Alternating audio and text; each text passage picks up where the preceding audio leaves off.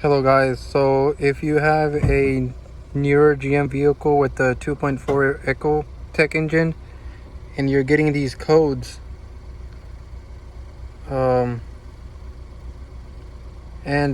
also you will experience the reduced power light coming on, as well as the traction, and it'll say engine reduced power.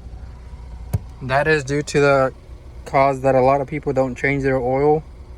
And since this vehicle has a cartridge filter, a paper filter, what ends up happening is that it'll eventually erode and get stuck in one of the solenoids, and that'll cause the vehicle to run rough and lose oil pressure. So just continue to change your oil on time, and if that does happen, we will show you how to fix it in the next video. So these are solenoids right here. We replaced them, and what ends up happening is the cartridge filter gets stuck in those, and that's what causes all these issues. As you can see, the engine is running right now. It's not knocking or anything. The chain is all good. So that is what you need to clean. Take those out and clean them real good, and change the oil if you do have this issue. Okay, so we are going to finally install these two solenoids right here. These are called VVT solenoids, one for the exhaust side and one for the intake side, and we're going to install those.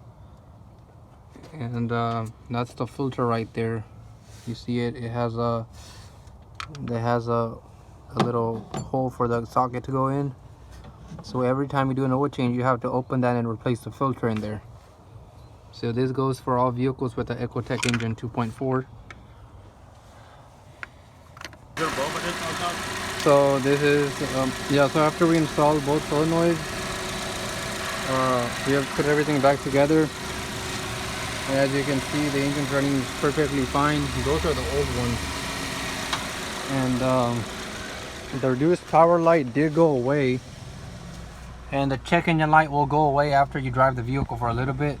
But as you can see, the reduced power light has gone away and the traction light has gone away. So that's it.